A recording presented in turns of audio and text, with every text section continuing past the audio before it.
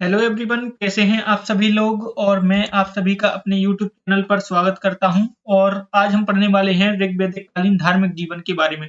देखिए, इससे पहले जो है हमने ऋग्वैदिक कालीन राजनीतिक जीवन, आर्थिक जीवन और सामाजिक जीवन के बारे में हम विस्तार से चर्चा करने वाले हैं और कर चुके हैं। और आज हम पढ़ने वाले हैं ऋग्वैदिक कालीन धार्मिक जीवन के बारे में। तो बिना किसी देरी के स्टार्ट करते हैं ऋग्वैदिक कालीन धार्मिक जीवन के बारे में। तो देखिए, यदि हम सबसे पहले बात करें तो जो ऋग्वैदिक कालीन आर्य थे, यह धार्मिक जीवन का पालन क्यों करते थे।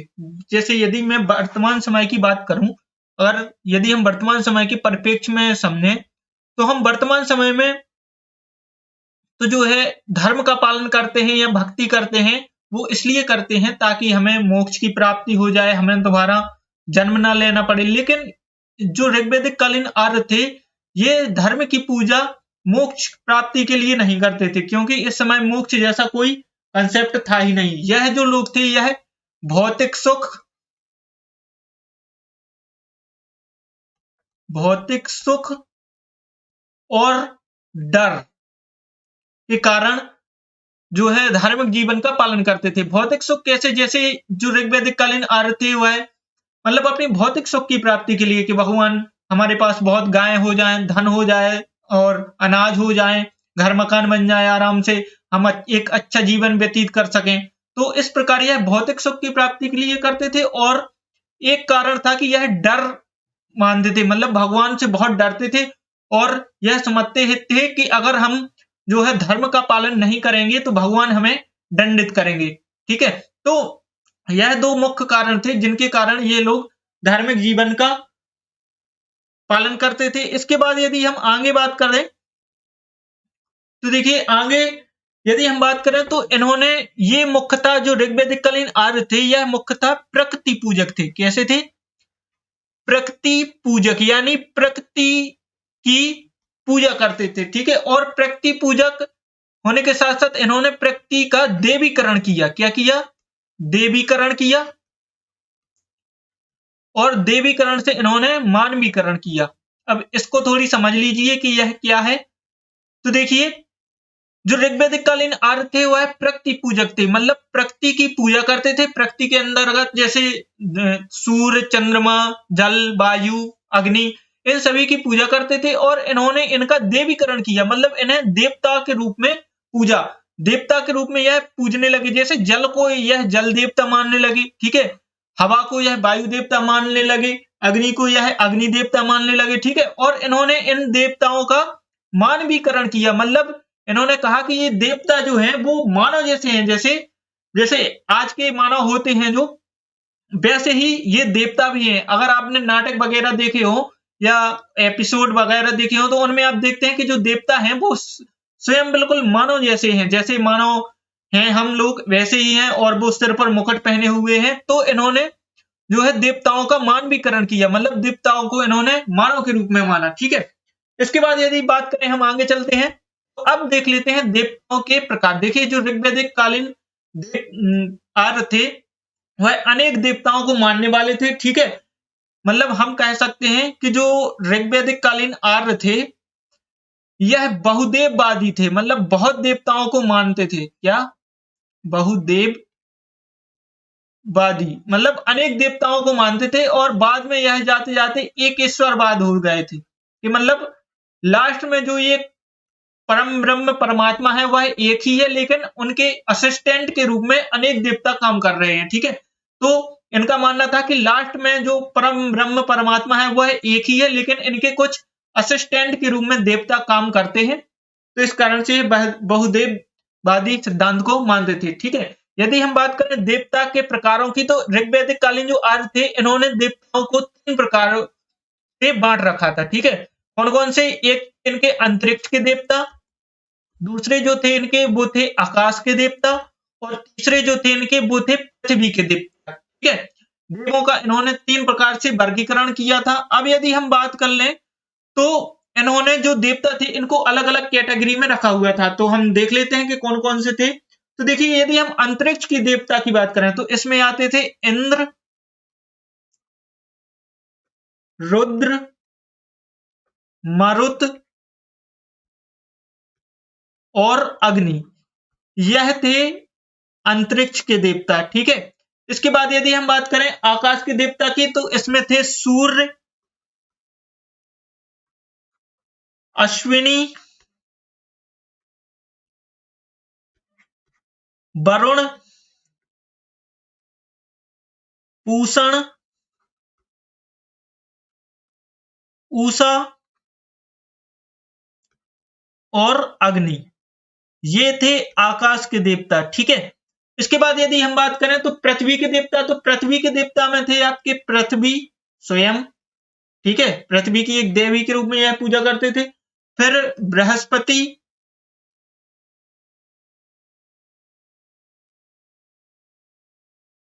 ठीक है, फिर सोम, सोम भी एक देवता थे। सरस्वती देवता, एक सरस्वती मतलब माता, और अग्नि, ये सभी इनके देवता थे। अभी हम आगे पढ़ेंगे कि इनके क्या क्या कार्य थे या किस लिए इन देवता बनाए गए थे। ठीक है, तो ये इनके देवता थे। ठीक है, यहां पर आप देखेंगे तो देखेंगे कि जो अग्नि है वो देखिए आपको तीनों देवताओं में मिल रहे हैं। अग्नि जो है वो तीनों देवताओं में मिल रहे हैं और यह बहुत ही महत्वपूर्ण देवता है। ठीक है, तो यह आप लोग याद रखना है। इसके बाद यदि हम आगे चलें, देखिए आगे यदि हम बात करें तो यदि इनके दर्शन की बात करें तो दर्शन जो था इनका वह इहलोकवादी था। मतलब यह जो ऋग्वैदिक कालीन आर्य थे वह वर्तमान समय के लोक यानी इसी लोक को जो है सर्वे सर्वा मानते थे और इसी लोक की कल्पना करते थे। मतलब इनके समय में जो है परलोक की कोई कल्पना नहीं थी, कोई स्वर्ग नहीं था, कोई नरक नहीं था। इन्होंने माना है कि जो कुछ भी था यही धरती लोक थी, यहीं पर स्वर्ग है, यहीं पर नरक है, यहीं पर हमें जीना है, यहीं पर मर जाना है, ऊपर कुछ भी नहीं है। तो यह सब इन्होंने बताया। ठीक है, और यह लोकवादी थे और यहीं पर रहते थे। ठीक है, यदि हम बात करें तो इनके समय में यज्ञ भी होते थे, लेकिन यज्ञ जो थे यह सहज और सरल थे। कैसे थे? सहज थे और सरल थे। मतलब इसमें ना आडंबर था, ना कर्मकांड था। ठीक है, ना आडंबर था, ना कर्मकांड था, ना किसी प्रकार की बलि दी जाती थी। तो यह सब यज्ञों में नहीं था। ठीक है, यदि हम बात करें तो प्रार्थना की, तो ये लोग प्रार्थना भी करते थे, लेकिन प्रार्थना के लिए ये लोग उच्चारण पर बल नहीं देते थे। क्या कर देते? उच्चारण पर बल नहीं देते थे। मतलब ये लोग कहते थे कि आपको बस केवल जो है प्रार्थना करनी है, आपको उच्चारण पर बल नहीं देना है। जबकि यदि हम बात करें तो उत्तर वैदिक काल में इस उच्चारण पर जो है बहुत ज्यादा बल दिया जाने लगेगा और इतना तक हो जाएगा कि यदि आप गलत उच्चारण करेंगे तो ईश्वर आपको दंड देंगे। जबकि इस समय पर उच्चारण में कोई जो है बल नहीं दिया जाता था। आपको केवल भगवान की प्रार्थना करनी है और अपनी मन की इच्छाएं उन्हें बतानी है। ठीक है, इसके बाद यदि हम बात करें तो जैसा कि मैंने बताया कि यज्ञों में जो है वो बलि तो दी जाती थी, लेकिन बलि का मतलब यह नहीं था कि पशुओं की बलि दी जाती थी। ठीक है, बलि के रूप में आप फूल, फल, अनाज,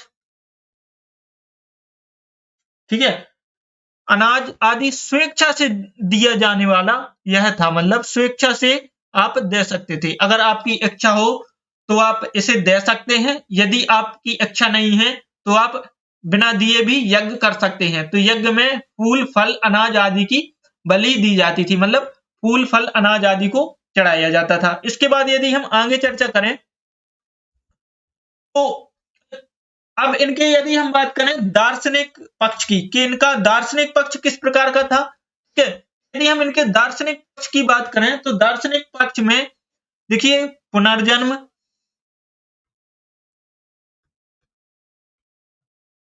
परलोकवाद,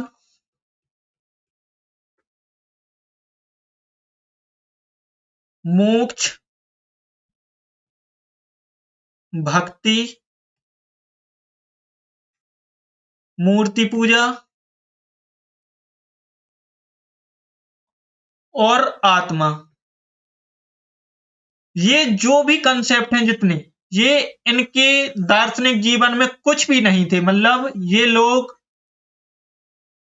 इन कंसेप्ट को बिल्कुल भी मानने वाले नहीं थे। यह नहीं मानते थे कि पुनर्जन्म होता है या नहीं होता है, इनसे इनको कोई मतलब नहीं था। जो कुछ भी है यह इसी लोक में है, परलोक में कुछ नहीं है, ना ऊपर स्वर्ग है, ना नरक है, ना कुछ भी नहीं है। तो ये लोग परलोकवाद को भी नहीं मानते थे। मोक्ष, यह लोग मोक्ष को भी नहीं मानते थे, ठीक है। और इनको ये कहते थे कि मतलब हमें मोक्ष की जरूरत ही नहीं है, हमें तो भगवान इसी जो यह हमारा जो लोक है इसमें सब कुछ प्रदान करना और हमें इसी लोक में रहना है, ठीक है। भक्ति जैसा कोई कंसेप्ट नहीं था, मूर्ति पूजा जैसा कोई कंसेप्ट नहीं था, यह लोग मूर्ति पूजा भी नहीं करते थे। और आत्मा जैसा कोई कंसेप्ट नहीं था, मतलब ये लोग नहीं जानते थे कि आत्मा होती है कि नहीं होती है, ना इनकी किसी रूप से आत्मा को जानने में रुचि होती थी, ठीक है। तो ये जो कंसेप्ट है पुनर्जन्म, परलोकवाद, मोक्ष, भक्ति, मूर्ति पूजा और आत्मा, ये सभी आएंगे उत्तर वैदिक काल में, ठीक है। उत्तर वैदिक काल में आएंगे। और यदि मतलब जैसे उत्तर वैदिक काल में आएंगे कि आपका पुनर्जन्म होता है, आपको अपने कर्मों के अनुसार जन्म मिलता है, ठीक है। परलोकवाद, यहाँ धरती तो ये तो सब ऐसा ही है, यहाँ पर तो आप भोगने के लिए आए हो। परलोक है, ऊपर स्वर्ग है, ठीक है। यदि आपने अच्छे काम किए हैं तो आपको स्वर्ग मिलेगा। तो ये सभी कंसेप्ट जो है वो उत्तर वैदिक काल में आएंगे और उनको हम डिटेल में वहां पर पढ़ेंगे। जबकि ऋग्वैदिक काल में जो है वो इस प्रकार के कोई भी कंसेप्ट नहीं थे, ठीक है। इसके बाद यदि हम बात करें, अब हम देख लेते हैं कि इनके प्रमुख देवता कौन कौन से थे। आखिर यह जो है वो कौन कौन से देवताओं की पूजा करते थे और उनके काम क्या था। तो देखिए, सबसे पहले जो देवता थे वो उनका नाम है इंद्र, ठीक है। इंद्र की यदि हम बात करें तो इंद्र के लिए ऋग्वेद में जो है 250 मंत्रों या इन्हीं को कहते हैं सूक्त, तो 250 मंत्रों या सूक्त का उल्लेख किया गया है, ठीक है। इंद्र के हमें कुछ अन्य नाम भी मिलते हैं, जैसे कि इंद्र के यदि हम अन्य नामों की बात करें तो इंद्र के हमें कुछ अन्य नाम भी मिलते हैं, जैसे कि पुरंदर। पुरंदर का मतलब होता है किलों को तोड़ने वाला, ठीक है। किलों को तोड़ने वाला, ठीक है। ये सभी नाम आप याद रखना, ये पूछे जाते हैं, ठीक है। फिर इंद्र को मानते थे वर्षा का देवता, कि मतलब जो भी वर्षा होगी वो इंद्र भगवान ही करवाएंगे और उन्हीं ही की यदि हम पूजा करेंगे तो हमारी वर्षा होगी, ठीक है। और यदि हम बात करें तो इनका एक अन्य नाम मिलता है रथेष्ट। क्योंकि इनके पास सबसे अच्छा रथ था, ठीक है। फिर इनका एक नाम मिलता है सोमापा, क्योंकि इन्हें सोमरस प्रिय है, ठीक है। और मैं आपको पढ़ा चुका हूं कि सोमरस जो है वो आर्यों का प्रिय पेय पदार्थ था, तो सोमरस प्रिय होने के कारण इनको सोमापा भी कहते हैं, ठीक है। इसके बाद यदि हम बात करें तो इनका एक नाम मिलता है हमें वज्रधारी, क्योंकि यह वज्र धारण करते हैं। इसके बाद यदि हम बात करें तो यह देवताओं के राजा हैं, देवताओं के राजा के रूप में इनकी पूजा की जाती थी, देवताओं के राजा। और युद्ध के प्रमुख देवता है, ठीक है। क्या है? युद्ध के प्रमुख देवता, ठीक है। और एक इनका हमें अन्य नाम भी मिलता है जो है मधवा, और मधवा का मतलब होता है दान देने वाला। क्या होता है? दान देने वाला। तो इतने जो है ऋग्वेद में हमें इंद्र देवता के नाम मिले हैं। और इंद्र जो थे वो सबसे अधिक मतलब ऋग्वैदिक कालीन आर्यों के सबसे प्रिय देवता थे। और जो है हम यदि कहें तो सबसे ज्यादा प्रिय देवता इंद्र ही थे, ठीक है। इसके बाद यदि हम अगले देवता की बात करें तो अगले जो देवता थे उनका नाम था अग्नि। देखिए, अग्नि जो देवता थे यह मतलब मध्यस्थता का काम करते थे, मतलब मानवों और देवताओं के बीच मध्यस्थता का काम करते थे। जैसे मानवों को कोई अपनी प्रार्थना देवताओं के पास भेजना है तो वो अपनी जो है प्रार्थना पहले अग्नि भगवान को समझाएंगे और वो तो जो है उनकी प्रार्थना देवताओं के पास भेज देंगे। ऐसे ही किसी मतलब मानवों को कुछ जैसे देवताओं को दान में वो भेंट में देना है तो वो अग्नि को पहले देंगे और अग्नि उनकी भेंट को देवताओं तक पहुंचाए देंगे, ठीक है। तो यदि हम बात करें तो इंद्र जो थे यह दूसरे सबसे प्रमुख देवता थे, दूसरे सबसे प्रमुख, और पहले सबसे प्रमुख देवता हो गए आपके इंद्र। तो जो अग्नि थे वो दूसरे सबसे प्रमुख देवता थे। ठीक है, यदि हम बात करें अग्नि के लिए, तो अग्नि के लिए ऋग्वेद में 200 सूक्त का वर्णन किया गया है। 200 सूक्त या मंत्र, मतलब अग्नि देवता के लिए ऋग्वेद में 200 मंत्र लिखे गए हैं। ठीक है, यदि हम बात करें तो यह मैंने आपको पहले ही बता चुका हूं मैं कि यह तीनों लोकों के देवता हैं। ठीक है, तीनों लोकों में यह रहते हैं। ठीक है, यदि हम बात करें तो यह प्रत्येक घर के अतिथि हैं, प्रत्येक घर के अतिथि हैं। ठीक है, इसके बाद यदि हम बात करें तो यह पथ प्रदर्शक है, मतलब मार्ग दिखाने वाले, जैसे मानवों को मार्ग दिखाने वाले, तो यह पथ प्रदर्शक हैं। इसके बाद यदि बात करें तो यह देवता एवं मनुष्य के बीच मध्यस्थता करते हैं। मैंने आपको यह पहले ही बता दिया है कि यह देवता और मानव के बीच मध्यस्थता करते हैं। जैसे देवताओं के पास मानव को अपनी कोई भी वस्तु या अपनी प्रार्थना भेजनी है तो वो पहले अग्नि से कहेंगे और अग्नि उनकी प्रार्थना को इंद्र या अन्य देवताओं तक पहुंचा देंगे। और यदि इंद्र को कुछ भेजना है तो वो पहले अग्नि के पास भेजेंगे और अग्नि जो है वो उन्हें मानवों को भेज देंगे। ठीक है, तो यह सब हमें देखने के लिए मिलता है। इसके बाद यदि हम बात करें अगले देवता की, तो अगले जो देवता है उनका नाम है वरुण। ठीक है, वरुण जो है वो तीसरे सबसे प्रमुख देवता है। क्या है? तीसरे सबसे प्रमुख देवता।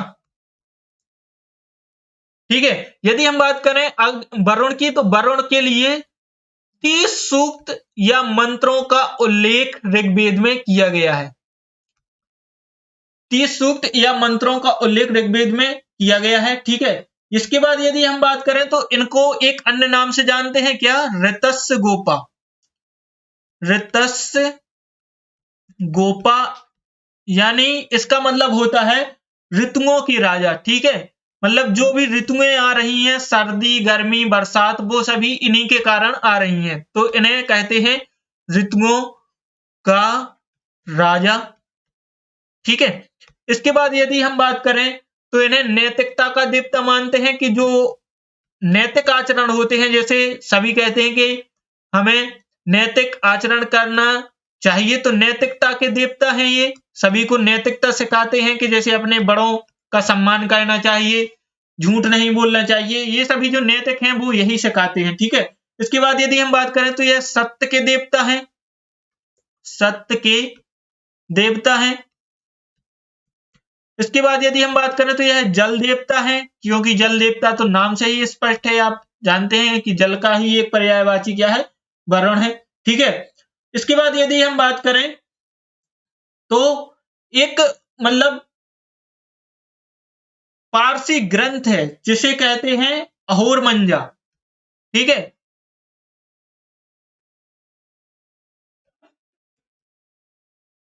अहोरमंजा मतलब अहोरमंजा शब्द का उल्लेख एक पारसी ग्रंथ में किया गया है जिसका नाम है जैन अवेस्ता। क्या नाम है? जैन अवेस्ता। आप सभी जानते हैं कि जैन जो अवेस्ता है यह पारसियों का सबसे प्रमुख और महत्वपूर्ण ग्रंथ है। तो जैन अवेस्ता में अहोरमज्जा शब्द का उपयोग किया गया है और यह जो शब्द है यह वरुण देवता के लिए प्रयोग किया गया है। ठीक है, किसके लिए? वरुण देवता के लिए। तो यह आप वरुण देवता के बारे में याद रखेंगे। फिर इसके बाद यदि हम बात करें तो इसके बाद हम चलते हैं अगले देवता पर, और जो अगले देवता हैं उनका नाम है मरुत। ठीक है, और मरुत जो थे यह थे आंधी तूफान के देवता।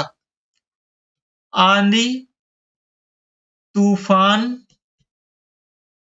के देवता यह थे मरुत आपके। ठीक है, इसके बाद यदि हम बात करें अगले देवता की, तो अगले जो देवता थे यह थे रुद्र। और रुद्र जो देवता थे वह थे संहारक, मतलब संहार करने वाला लोगों के। ठीक है, और क्रोध के देवता। क्या थे? क्रोध के देवता। यह मतलब यह इनके काम है। देखिए जो आंधी तूफान है इनको सभी कंट्रोल जो है वो मरुत देवता करेंगे और आंधी तूफान लाएंगे भी मरुत देवता। इसके बाद यदि हम बात करें तो रुद्र जो है वो भगवान शिव का ही मतलब एक रूप है, ठीक है, और यह मतलब संहारक है, मतलब संहार करेंगे, और क्रोध के देवता भी रुद्र देवता है, ठीक है। तो ये सभी इन देवताओं के काम है, ठीक है। इसके बाद यदि हम बात करें तो अगले जो देवता है वो है अश्विन, और अश्विन है चिकित्सा के देवता। क्या? चिकित्सा के देवता, ठीक है।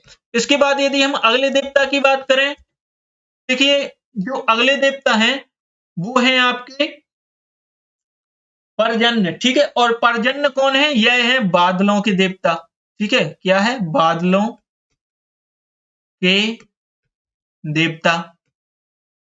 देखिए इनके बारे में कुछ ज्यादा है नहीं है, ठीक है। आपसे पूछा भी जो जाएगा वो यही पूछा जाएगा कि यदि ऋग्वैदिक कालीन देवताओं में अश्विन किस चीज के देवता थे, ठीक है, तो आपको ऑप्शन मिलेगा चिकित्सा, बादलों और युद्ध के देवता। तो आपको उनमें चिकित्सा टिक कर देना है, ठीक है। तो इनमें कुछ ज्यादा है नहीं है। बाकी जो महत्वपूर्ण देवता हैं इंद्र, अग्नि, वरुण, इनके बारे में मैंने आपको डिटेल में बढ़ा दिया है, ठीक है। और इनके बारे में आपको इतना ही याद रखना है कि यह बादलों के देवता थे, ठीक है। इसके बाद यदि हम बात करें सोम, तो जो सोम जो थे वो सोम जो थे यह वनस्पति देवता थे। क्या थे? वनस्पति देवता थे, ठीक है। आप सभी जानते हैं कि जो मैंने आपको पढ़ाया था कि जो सोम रस है वो वनस्पतियों से ही बनता था और वह आर्यों का प्रिय पेय पदार्थ था, ठीक है। और इस कारण से इन्होंने, चूंकि सबसे प्रिय पदार्थ था, तो इस कारण से इन्होंने एक इनके लिए देवता ही निश्चित कर दिए, सोम देवता, ठीक है। और यह जो थे यह वनस्पति देवता थे, ठीक है। इसके बाद यदि हम आगे चर्चा करें तो अगले जो देवता थे उनका नाम है धौ, ठीक है। उनका क्या नाम है? धौ। और यह जो धौ थे यह थे आपके आकाश के देवता और सूर्य के पिता। क्या थे? आकाश के देवता और तो जो है सूर्य के पिता। क्या थे? सूर्य के पिता थे, ठीक है। और यदि हम बात करें तो यह जो धौ देवता है यह सबसे प्राचीन है, मतलब सबसे प्राचीन जो देवता है वह सबसे पहले जो देवता है वो आपके धौ ही थे, ठीक है। इसके बाद यदि हम बात करें अगले देवता के बारे में, तो अगले जो देवता हैं वो हैं आपके बृहस्पति। और बृहस्पति जो थे वो थे देवताओं के पुरोहित या देवताओं के गुरु। जैसे अगर आपने टीवी सीरियल देखे होंगे, यदि आपने टीवी सीरियल देखे होंगे तो उसमें आपने देखा होगा कि देवताओं के जो गुरु रहते हैं वो रहते हैं बृहस्पति, और जो असुरों के गुरु रहते हैं वो रहते हैं शुक्राचार्य, ठीक है। तो ये कंसेप्ट यहीं से आया है कि देवताओं के जो गुरु थे वो थे बृहस्पति। इसके बाद यदि हम बात करें तो अगला जो हमारे मतलब देवता हैं वो है सरस्वती, ठीक है। और जो सरस्वती है यह देवी है। तो यह किस चीज की देवी है? तो यह विद्या की देवी है, जिन्हें जैसे हम लोग आज भी मानते हैं कि सरस्वती माता को विद्या की देवी, और यह लोगों को विद्या प्रदान करती हैं, ठीक है। और यह नदियों की माता है। मैंने आपको जब बिल्कुल प्रारंभिक लेक्चर लिया था तब मैंने आपको बताया था कि सरस्वती जो नदी है इनको नदीतमा की संज्ञा दी गई है, मतलब नदियों की माता। तो यह वही सरस्वती है, ठीक है। इन्हें नदियों की माता की संज्ञा दी गई है, ठीक है। इसके बाद यदि हम बात करें अगली जो देवी की, तो अगली जो देवी है वो है उषा। और उषा जो है वह है प्रगति व उत्थान की देवी। क्या है? प्रगति व उत्थान की देवी, ठीक है। इसके बाद यदि हम नेक्स्ट बात करें, जो अगली देवी है वो है अदिति। और अदिति जो है यह है प्रकृति की देवी। क्या होती है? यह है प्रकृति की देवी। तो अदिति क्या है? यह है प्रकृति की देवी। इसके बाद यदि हम बात करें तो जो अगली हमारी देवी है वो है अरण्यति। और अरण्यति जो है आप सभी जानते हैं कि अरण्य मीन्स वन होता है, ठीक है। अरण्य जो है वह वन का पर्यायवाची है। तो अरण्यति जो है वह है वन देवी, ठीक है, वन की देवी,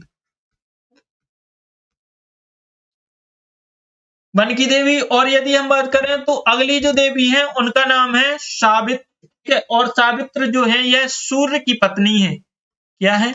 सूर्य की पत्नी है। और यदि हम बात करें सावित्र के लिए, तो सावित्र के लिए ऋग्वेद के तीसरे मंडल में, किसमें? ऋग्वेद के तीसरे मंडल में तो जो है इनके लिए गायत्री मंत्र का उल्लेख किया गया है।